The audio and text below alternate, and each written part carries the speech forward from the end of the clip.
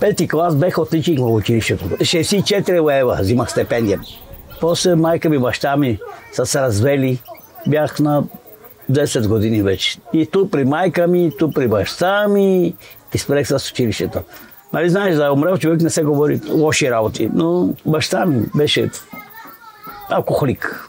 Затова не е живял с майка ми.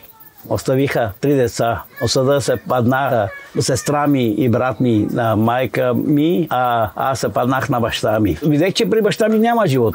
Дойдех тук в Филиповци, почнах да учим тук. Знаех къде живее майка ми. И съм се качил в рейса и си дойдех при майка ми. После като правих някакви бели, майка ми пак ме гонише, отивах пак при баща ми, пак идвах тук, отивах и спрех с училище, да казвам, едва съм изкарал 8 клас. А мечтата ми беше или да ставам пилот, или да ставам международен шофьор. Да, а след време станах професионален шофьор. Карах големи коли към вторични суровини. По-късно съм решил да ставам таксиметров шофьор. Викам, да видим какво е.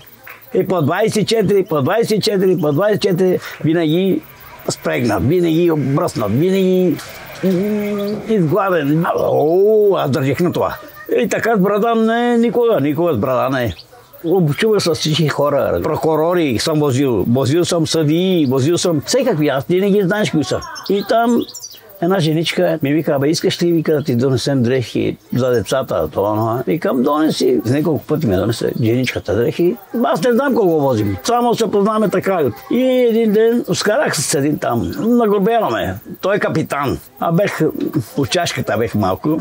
То не е малко, а много. И иска да ме бие. Викам, капитане, слушай сега, не знаеш кое имаш работа, той не верва. И аз го бих, отивам на дело. Съдиката идва, прокурорката идва и почва да ме съдат. Гледам, тая не гледа нещо, съдиката, друг говор има, друг такова, различен. Гледам, че мекчаващи вина обстоятелства за мен, такова. И аз я гледам само и не знам откъде, какво говори тя. Аз имах условна. Условна върху условна не се дава. Не се дава, аз го знам това. Тя ми вика на мене.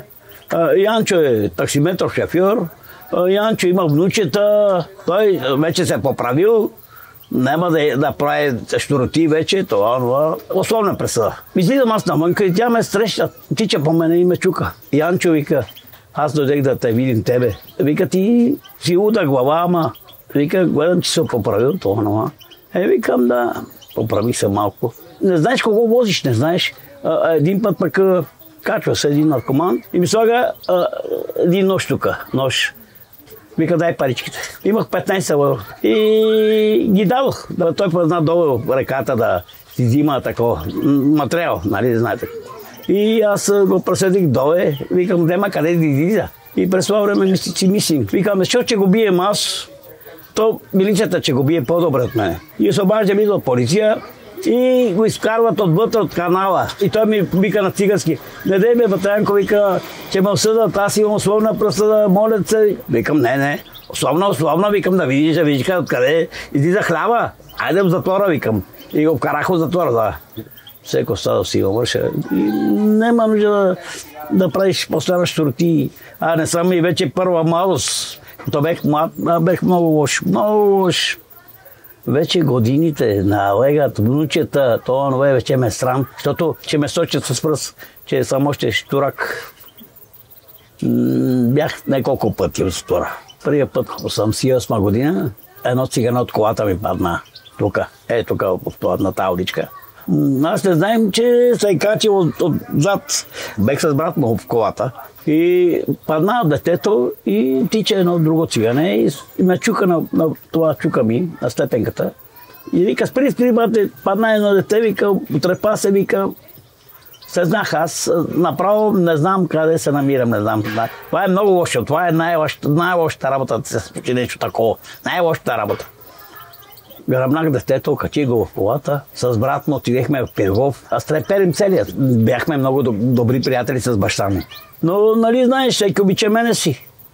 Те искаха много пари там това. Къде е паднало детето, съдиката вика, не може, Янко, да ти помогнем. Влезнах 1 година в затвора. Там е трудно, много трудно в затвора, много трудно. какво да кажа. Имал съм една 4,5, имал съм още една 4,5 и станаха 10 годинки. Първия път, втория път и третия път и беше ми писнало вече. Живота ми стана, ад ми стана живота. Най-трудно беше. Това, че съм без децата, че съм без жената. Много пъти съм сънувал, че летим и като излизам вече навънка да, викам да литнем. Некои паси заслужава да му съдат. Бех, как ти го кажа, едни пичове ме научиха едни работи там. Измами. Аз не съм крал, не съм. По крайките не съм. Лошо момче бех. Ама сега вече не съм лошо.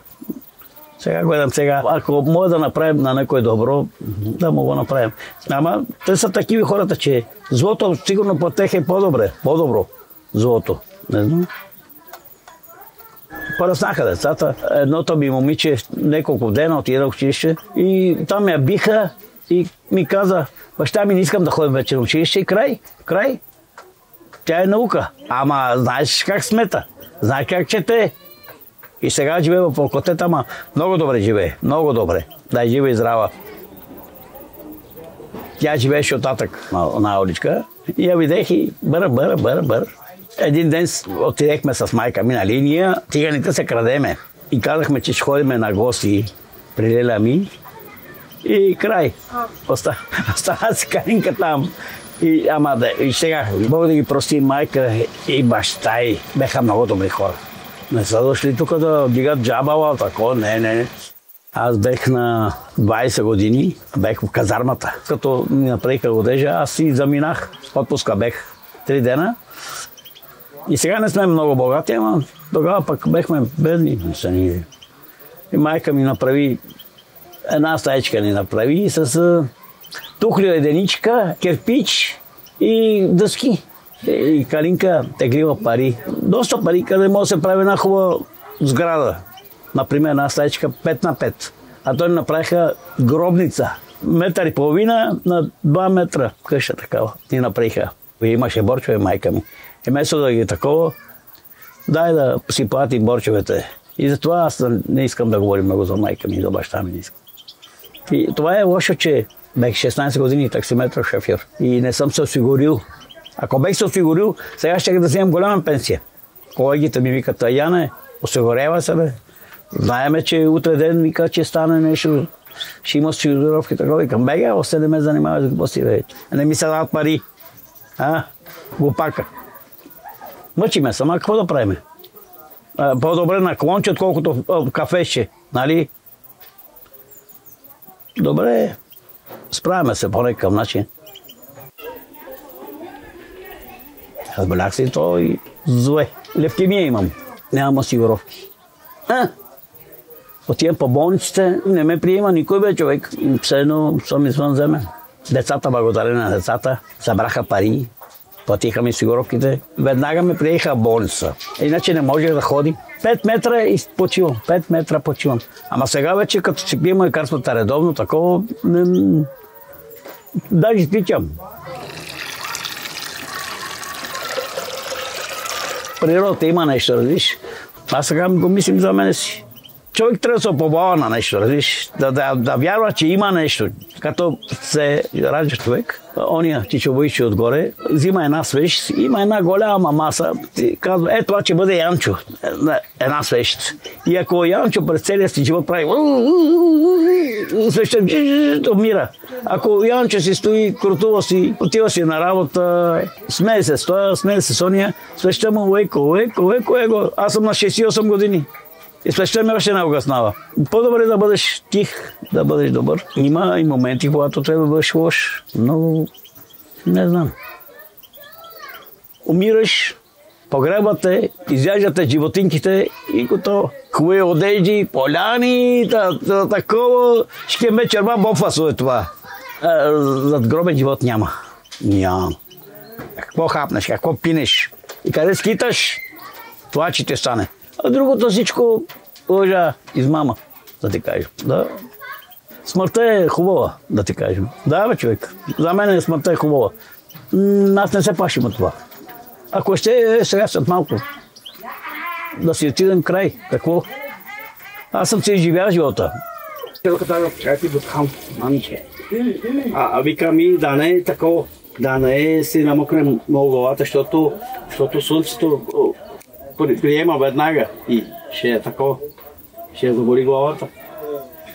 Това ги вде са се, да вземам да бак са си пе. Тоест да са живи и здрави, да им дава много здраве.